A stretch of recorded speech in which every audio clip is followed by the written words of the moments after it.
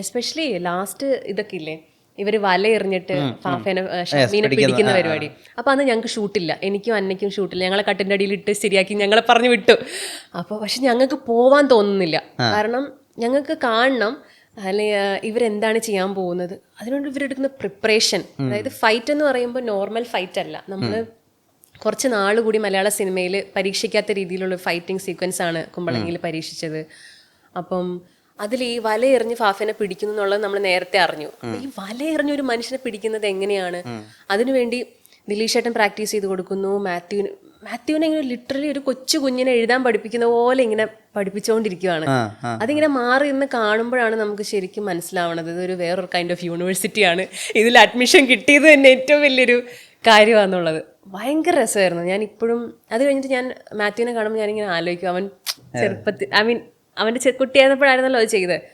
ഭയങ്കര രസമാണ്. ഈവൻ അന്ന വർക്ക് ചെയ്യുന്ന അന്നയുടെ വർക്കിംഗ് സ്റ്റൈൽ ഭയങ്കര ഡിഫറെൻ്റ് ആണ്. എൻ്റെ ഒരു വർക്കിംഗ് സ്റ്റൈലേ അല്ല അന്നയുടേത്.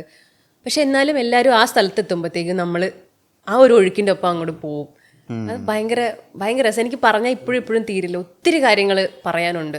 ഓരോ ഷോട്ടിലും ബാറ്റ് അടിക്കുന്ന സീനിലാണെങ്കിലും എനിക്കറിയത്തില്ല അതിനത്രയും കയ്യടി കിട്ടുന്നുള്ളത് നമ്മൾ പ്രതീക്ഷിക്കുന്നില്ലല്ലോ, സീരിയസ് ആയിട്ട് ചെയ്യുന്നത്. അപ്പം അതിനാകെ 3 ബാറ്റേ ഉണ്ടായിരുന്നുള്ളൂ. അപ്പോൾ 3 ബാറ്റേ ഉള്ളൂ. അപ്പോൾ 2 ബാറ്റ് റിഹേഴ്സലിനും 1 ബാറ്റ് ടേക്കിനും. ഈ ബാറ്റ് അടിച്ചിട്ട് പൊട്ടുന്നില്ല, കാരണം ഇതൊരു പർട്ടിക്കുലർ ഒരു ഏരിയയിൽ എഡ്ജിൽ കൊണ്ടാലേ ഇത് പൊട്ടുള്ളൂ. കസേരയുടെ നേരെ അടിച്ചത് പൊട്ടൂല. അങ്ങനെ രണ്ടെണ്ണം എൻ്റെ കൈ ആകെ വേദന എടുക്കാൻ തുടങ്ങി അടിച്ചിട്ട്. അപ്പോൾ 2 അടിച്ചു.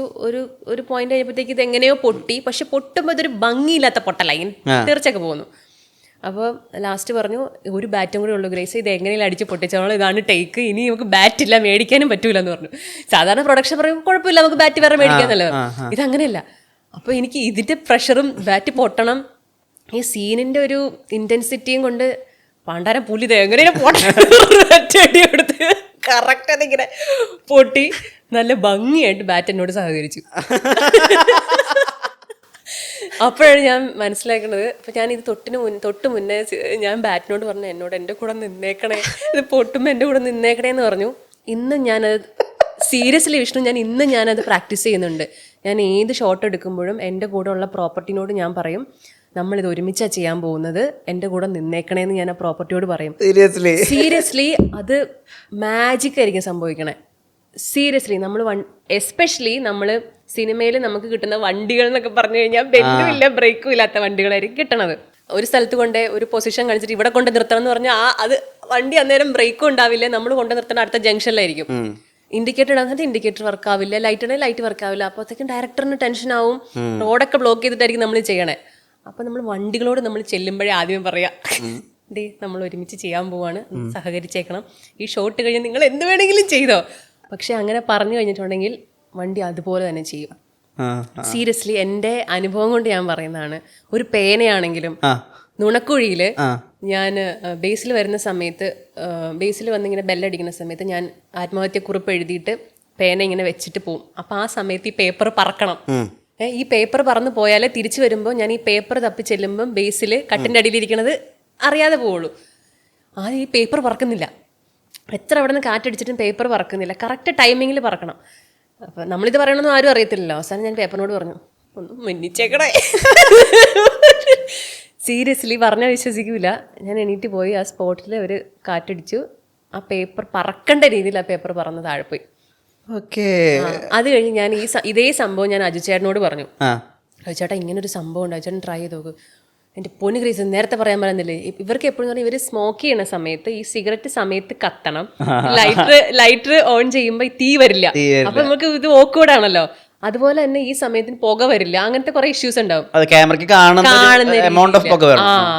അപ്പൊ അജുചേട്ടൻ പറഞ്ഞു, ഇത് നേരത്തെ പറയാൻ പറയുന്നില്ല, ഈ പുല്ല് ഞാൻ ഒന്ന് പരീക്ഷിക്കാലോ എന്ന്.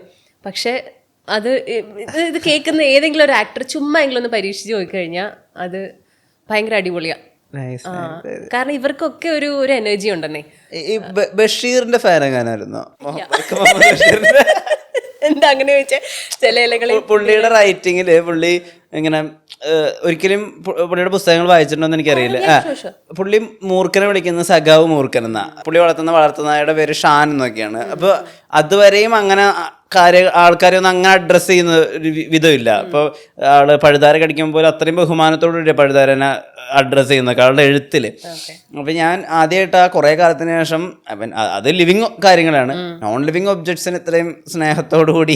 അറിയോ, നമ്മൾ ചെയ്യുന്ന വളരെ ലിമിറ്റഡ് ഓഫ് ടൈമിലല്ലേ നമ്മൾ ഈ വർക്ക് ചെയ്യണേ. അപ്പൊ ആ സമയത്ത് നമ്മൾ മാത്രമല്ല ആ ഫ്രെയിമിലുള്ളത്. ചില സമയത്തൊക്കെ നമ്മൾ ഷോട്ട് എടുക്കുന്ന സമയത്ത് ഷോട്ട് നല്ല അടിപൊളിയായിട്ട് വരും.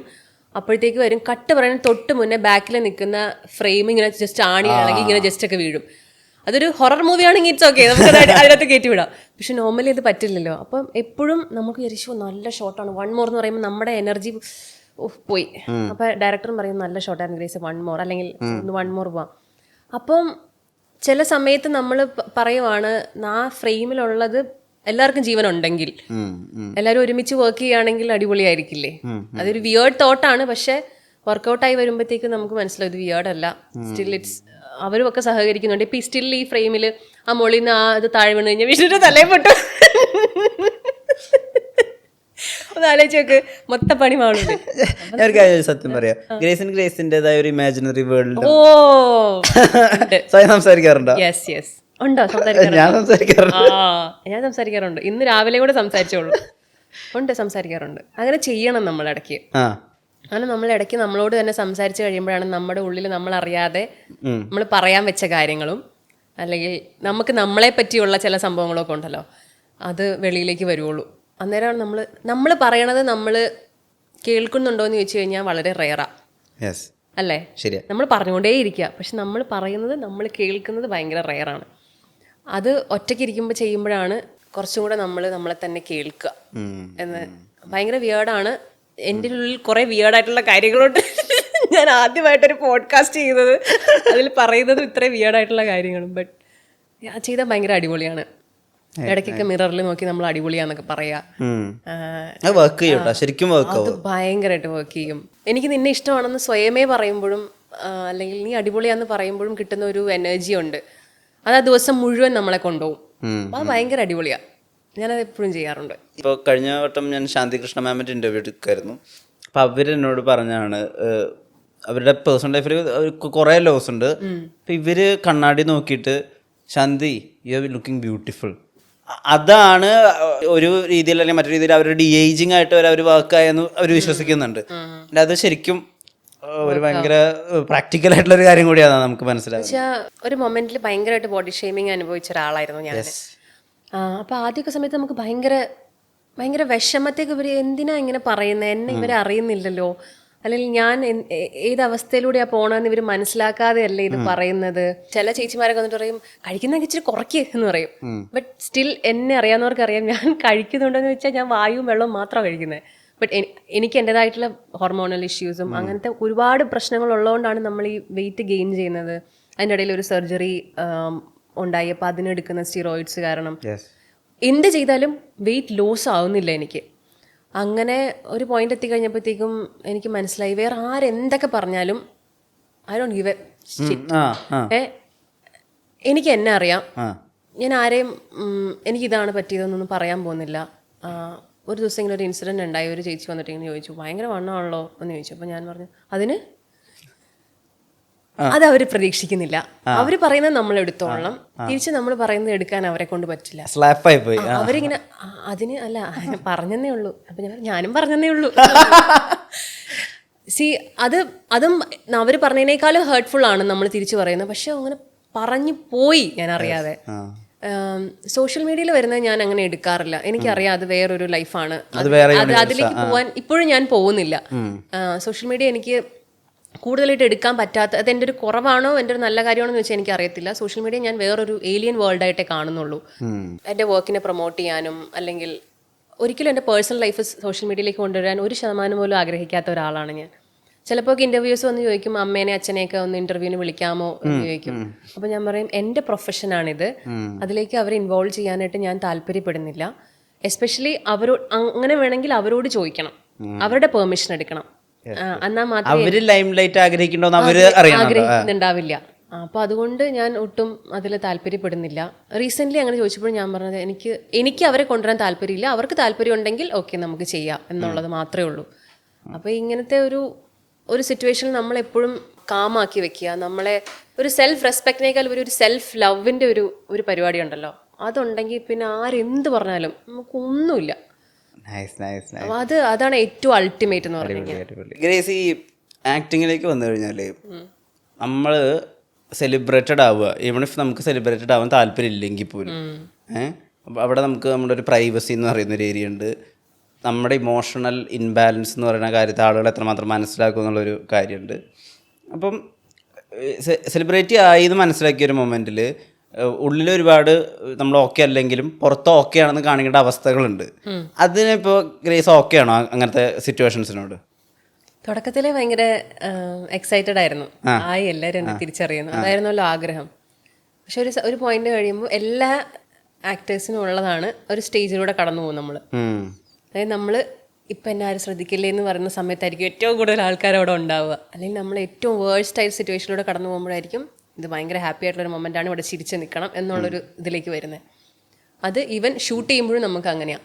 നമ്മുടെ ലൈഫിൽ എന്തൊക്കെ സംഭവിച്ചാലും അന്നത്തെ ദിവസം ഒരു കോമഡി സീനാണെങ്കിൽ നമ്മളത് ചെയ്തേ പറ്റുള്ളൂ, അല്ലെങ്കിൽ ഓപ്പോസിറ്റ് തന്നെ. അത് പ്രൊഫഷനിലും അങ്ങനെയാണ്, വെളിയിൽ ഇറങ്ങിയാലും അങ്ങനെയാണ്.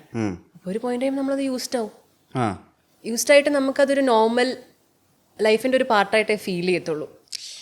മനസ്സിലായോ? അതായത് ഇപ്പം ഫോർ എക്സാമ്പിൾ ഞാൻ ഒരു പടം ഷൂട്ട് ചെയ്യുന്ന സമയത്ത് എൻ്റെ വീട്ടിൽ ഒരു മരണം സംഭവിച്ചു. പക്ഷേ നമുക്ക് അങ്ങനെ പോവാനോ അല്ലെങ്കിൽ ആ ലൊക്കേഷനിൽ നിന്ന് പോകാൻ പോലും നമുക്ക് പറ്റാത്തൊരു സാഹചര്യമായിരുന്നു. പക്ഷെ അന്ന് അതൊരു ഭയങ്കര കോമഡി സിനിമയാണ്, കോമഡി ആയിട്ട് തമാശ ചെയ്യേണ്ട സീനാണ്. നമുക്ക് എന്തെങ്കിലും കരഞ്ഞുകൊണ്ടിരിക്കാൻ പറ്റില്ല. അതിൻ്റെ റിയാലിറ്റി അക്സെപ്റ്റ് ചെയ്യുക, ചിരിച്ച് ബിഹേവ് ചെയ്യുക, അഭിനയിക്കുക എന്നുള്ളത് മാത്രമേ നമുക്ക് ചെയ്യാൻ പറ്റുള്ളൂ. അത് കഴിഞ്ഞ് നമ്മൾ മാറിയിരുന്ന് കരഞ്ഞോ ഇല്ലയോ എന്നുള്ളതല്ല അതിൻ്റെ വിഷയം. എന്നാലും ഹലാൽ ലവ് സ്റ്റോറി ചെയ്യണ സമയത്ത് അതിലൊരു പർട്ടിക്കുലർ സീനുണ്ട്, ഞാൻ കരഞ്ഞ് ഇമോഷണൽ ആവുന്ന ഒരു സീനുണ്ട്. After meditation. അതെ. ബ്യൂട്ടിഫുൾ സീൻ, അടിപൊളി സീൻ. ആ സീൻ ചെയ്യണ സമയത്ത് എനിക്ക് എന്ത് ചെയ്താൽ ആക്ഷൻ പറയുമ്പോൾ കരയാൻ പറ്റുന്നില്ല, കാരണം ഞാൻ അഭിനയിക്കുന്ന പോലെ എനിക്ക് ഫീൽ ചെയ്യാണ്. അപ്പോഴാണ് ഞാൻ ആലോചിച്ചത്, ഞാൻ വരുന്നത് ഈ യൂണിവേഴ്സിറ്റിയിൽ നിന്നാണല്ലോ, അപ്പം നമുക്ക് നമ്മുടെ റിയൽ ലൈഫിലുള്ള എന്തെങ്കിലുമായിട്ടൊന്ന് കണക്ട് ചെയ്ത് അങ്ങനെ ചെയ്യാമല്ലോ. അതിന് ഒരുപാട് ട്രോൾസൊക്കെ ഞാനിപ്പോൾ കാണുന്നുണ്ട് കേട്ടോ അങ്ങനെയൊക്കെ പറയുമ്പോൾ. But still it's A process. അങ്ങനെ ചെയ്യുമ്പോൾ നമ്മൾ കുറച്ചും കൂടെ റിയൽ ആയിരിക്കും. പക്ഷെ ആ റിയാലിറ്റിയിൽ നിന്ന് നമ്മൾ തിരിച്ചു വരണമെന്ന് വെച്ച് കഴിഞ്ഞാൽ നമുക്കത് എപ്പോൾ തിരിച്ചു വരുമെന്ന് പറയാൻ പറ്റൂല. അപ്പം ഞാൻ ഈ ഷോട്ടിന് മുന്നേ ഞാൻ അമ്മയുണ്ടായിരുന്നു എൻ്റെ കൂടെ. അപ്പം ഞാൻ അമ്മയോട് പറഞ്ഞു, എന്നോട് മിണ്ടരുത്, എന്നോട് സംസാരിക്കാൻ വരരുത്, ആരെങ്കിലും എൻ്റെ അടുത്ത് വരുവാണെങ്കിൽ അമ്മ ഒന്ന് മാറ്റി നിർത്തിയേക്കണം, കാരണം ഞാൻ അതിനു വേണ്ടി പ്രിപ്പയർ ആയിട്ടാണ് സെറ്റിലേക്ക് ചെല്ലണത്. അപ്പോൾ എൻ്റെ അടുത്ത് ആരെങ്കിലും വരുവാണെങ്കിൽ ഒന്ന് മാറ്റിയേക്കണം. അന്ന് ഞാൻ വലിയ നടിയൊന്നുമല്ല എൻ്റെ അടുത്തേക്ക് വരാൻ. ഇൻ കേസ് അസിസ്റ്റന്റ് ഡയറക്ടർ വന്നാൽ പോലും മോനെ അവളങ്ങ് വന്നേക്കും കേട്ടോ എന്നൊന്ന് പറഞ്ഞേക്കണം എന്ന് പറഞ്ഞു. അപ്പോൾ അമ്മയ്ക്ക് ഇതെന്താ ഞാൻ ഉദ്ദേശിക്കണമെന്ന് മനസ്സിലാവണില്ല. അങ്ങനെ ഈ ലൊക്കേഷനിൽ ഇറങ്ങുന്ന വണ്ടിയിൽ നിന്ന് ഇറങ്ങുന്ന സമയത്ത് അന്ന് അവിടെ ഒരുപാട് ചേച്ചിമാരെല്ലാവരും കൂടിയിട്ട് എല്ലാവരും കൂടെ എൻ്റെ അടുത്തേക്ക് വരുവാണ് സ്നേഹപ്രകടനത്തിന് വേണ്ടിയിട്ട്. അതിന് മുമ്പ് ഒരു മനുഷ്യരും എൻ്റെ അടുത്തേക്ക് വരുന്നുണ്ടായിരുന്നില്ല. അന്നത്തെ ദിവസം എല്ലാവരോടും വന്നിട്ട് എനിക്ക് ചിരിക്കണോ കരയണോ, ഞാൻ ഇങ്ങനെ പൊട്ടാൻ നിൽക്കണ പോലെ നിൽക്കുക. അപ്പോൾ ഇവർ പെട്ടെന്ന് കാണുമ്പോൾ എൻ്റെ മുഖം ഇങ്ങനെ കലങ്ങി നിൽക്കുക. അപ്പോൾ ഒരു ചേച്ചി വന്നിട്ട് ഇതിൻ്റെ എന്നാ പറ്റിയെന്ന് വെച്ചാൽ എൻ്റെ വളർത്തിങ്ങനെ കിള്ളിയപ്പോഴത്തേക്കും ഞാൻ ഇങ്ങനെ കുടുകൂടാതെ ഇങ്ങനെ കരഞ്ഞ് എന്ത് പറ്റി ചേച്ചി? ഞാൻ ചേച്ചി ഞാൻ അഭിനയിക്കാൻ വേണ്ടി നിൽക്കുക, ഞാൻ പോയിട്ട് പെട്ടെന്ന് വരട്ടെ എന്ന് ചോദിച്ചു. അപ്പോൾ ആ ചേച്ചി അങ്ങ് ഭയങ്കര വല്ലാണ്ടായിപ്പോയി. പുള്ളിക്കാരി അത് പ്രതീക്ഷിക്കുന്നില്ല, പുള്ളിക്കാരി പിച്ചിയതിൻ്റെ ആണോ ഇനി ഞാൻ കരഞ്ഞതെന്നൊക്കെ ഉള്ള ഇതായിപ്പോയി. അങ്ങനെ ഞാൻ ലൊക്കേഷനിലേക്ക് പോയി നേരെ അഭിനയിച്ച് തിരിച്ചു വന്നു. പിന്നെ ഞാൻ തിരിച്ചു നോക്കി പുള്ളിക്കാരി കണ്ടില്ല അവിടെ. പക്ഷെ അങ്ങനത്തെ അനുഭവങ്ങളൊക്കെ നമുക്ക് ഉണ്ടായിട്ടുണ്ട്. അത് ഒരു മെത്തേഡ് ആക്ടർ ആണോ എന്നൊക്കെ ചോദിച്ചാൽ എനിക്ക് അറിയത്തില്ല. ചില സമയത്ത് അത് ഭയങ്കരമായിട്ട് നമുക്ക് വർക്കാവും, ചില സമയത്ത് അത് ഭയങ്കര ആ സ്ഥലത്ത് അത് ഉപയോഗിക്കാൻ പറ്റിയെന്ന് വരില്ല. ചില സെറ്റുകളൊക്കെ ഭയങ്കര ക്രൗഡായിരിക്കും. ആ സെറ്റ് നമുക്ക് അതിനനുസരിച്ച് ആ എൻവയോൺമെന്റ് നമ്മുടെ കൂടെ കൂടണം. ഡയറക്ടേഴ്സ് വില്ലിങ് ആയിരിക്കണം അത്രയും സമയം തരാൻ. സമയമില്ലെങ്കിൽ നമുക്ക് ചെയ്യാൻ പറ്റില്ല. എന്നോട് സക്കറിയൊക്കെ പറഞ്ഞത് എത്ര വേണമെങ്കിലും സമയം എടുത്ത് ഗ്രേസ് റെഡി എന്ന് പറയുന്ന സമയത്ത് ഞാൻ റോൾ ചെയ്യുള്ളൂ എന്ന് പറഞ്ഞു. അത്രയും സമയം എനിക്ക് തന്നിട്ടാണ് ആ സീൻ അങ്ങനെ വന്നത്. പക്ഷെ അത് എല്ലാ സെറ്റിലും വർക്കായി എന്ന് വരില്ല. അതുപോലെ തന്നെ ലൈഫിലും നമ്മളിപ്പോൾ ഒരു പരിപാടിക്ക് ചെല്ലുന്ന സമയത്ത് നമ്മൾ ചിലപ്പോൾ നല്ല ഒരു ഹാപ്പി ആയിട്ടിരിക്കുമ്പോഴായിരിക്കില്ല ആ പരിപാടിക്ക് അറ്റൻഡ് ചെയ്യണത്. സ്റ്റിൽ നമ്മൾ ചിരിച്ച് നിൽക്കണം. സ്റ്റിൽ നമ്മൾ ചില ആൾക്കാർ ചോദിക്കും ഒന്ന് ചിരിച്ചുകൂടെ എന്ന് ചോദിക്കും. പക്ഷെ ഞാൻ പറഞ്ഞു ഞാൻ ചിരിച്ചായിരുന്നു, തോന്നിയില്ല എന്ന് പറയും. നമ്മൾ ഉള്ളിൽ ചിരിക്കുന്നുണ്ട്, പക്ഷെ നമ്മുടെ ഫേസിൽ ചിലപ്പോൾ അത് വന്നെന്ന് വരില്ല. അപ്പം എന്നോട് ഇന്ദ്രേട്ടനും ഹലാലിൻ്റെ സമയത്ത് പറഞ്ഞായിരുന്നു, ഇന്ദ്രേട്ടൻ എനിക്കും അങ്ങനെ ചിരിക്കാൻ പറ്റില്ല. എന്നെ അറിയാത്ത ആൾക്കാരോട് എനിക്കിങ്ങനെ അവർക്ക് എന്നെ അറിയാം, പക്ഷെ എനിക്ക് അവരെ അറിയില്ലല്ലോ. ആ ആ അപ്പൊ ചിലപ്പോൾ എനിക്ക് ചിരിക്കാൻ പറ്റിയെന്ന് വരില്ല. അപ്പൊ ഞാൻ ചോദിച്ചപ്പോൾ ഇന്ദ്രൻ എന്ത് ചെയ്യും? ചിരിക്കും, അല്ലാണ്ട് എന്ത് ചെയ്യും എന്ന് പറയും. പക്ഷെ അത് ഉള്ളീന്ന് വരുന്നതായിരിക്കില്ല എന്നാണ് കേസ് നമ്മൾ ഇപ്പൊ നമ്മൾ ഉദ്ദേശിക്കുന്നത്. ചിരിച്ചിട്ടില്ലെങ്കിൽ മറ്റേ ജാടാ സാധനം വരും. അതും നല്ലതല്ലല്ലോ. കാരണം ഇവരൊക്കെ ഉള്ളത് കൊണ്ടല്ലേ നമ്മൾ Yes, അത് ഇത്രയും നിലനിൽക്കുന്നത്. വളർന്നിരിക്കുന്നത്. അപ്പൊ എനിക്ക് ചിരിക്കാൻ പറ്റില്ല, ഞാൻ വേറെ ഇതില്ല എന്ന് പറയാനും നമുക്ക് പറ്റില്ല. അപ്പം എല്ലാരെയും ഒരു എന്താ പറയാ ഹേർട്ട് ചെയ്യാത്ത രീതിയിൽ പോവുക. അതിന് പറ്റാവുന്നത് നമ്മളെ കുറെ കാര്യങ്ങൾ സാക്രിഫൈസ് ചെയ്യാന്നുള്ളത് മാത്രം.